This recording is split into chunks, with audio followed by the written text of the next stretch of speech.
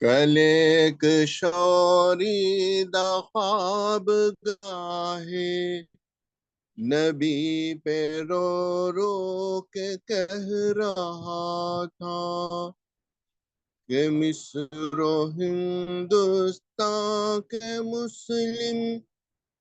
بنائے ملت مٹا رہی ہے۔ کل ایک شوری دا خواب گاہے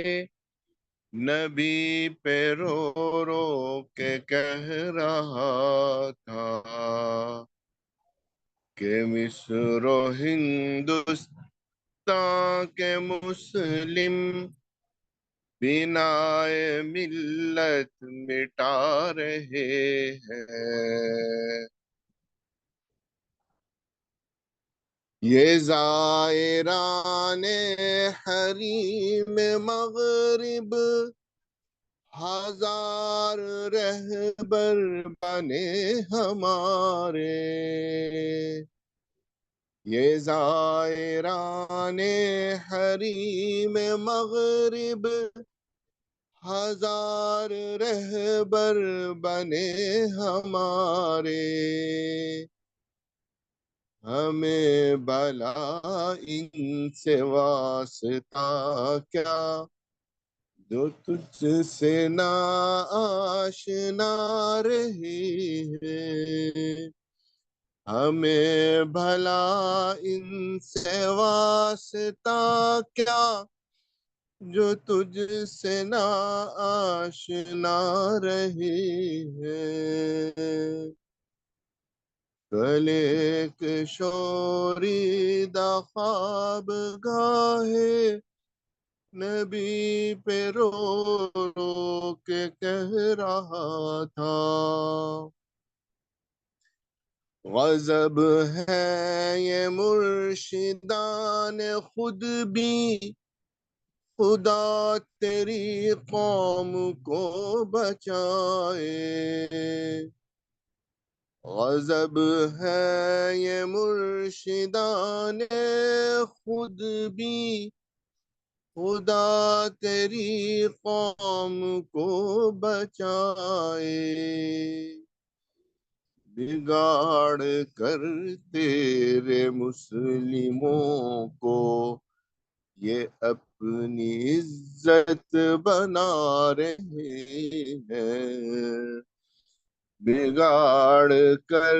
تیرے مسلموں کو یہ اپنی عزت بنا رہے ہیں۔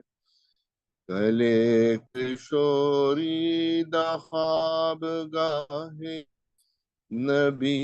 پہ رو رو کے کہہ رہا تھا،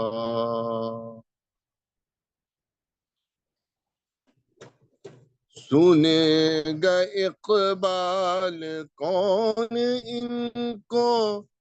یہ انجمن ہی بدل گئی ہے، سنے گا اقبال کون ان کو یہ انجمن ہی بدل گئی ہے، نئے زمانے میں آپ ہم کو پرانی باتیں سنا رہے ہیں، نئے زمانے میں آپ ہم کو پرانی باتیں سنا رہے ہیں۔ کل ایک شوری دا خواب گاہے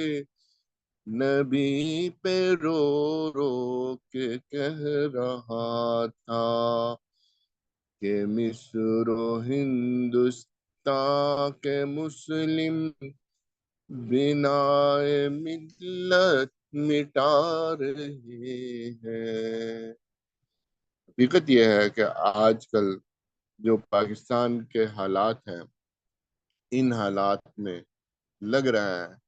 کہ پاکستانی مسلمان بنائے ملت مٹا رہے ہیں، کیونکہ ان میں سے کوئی بھی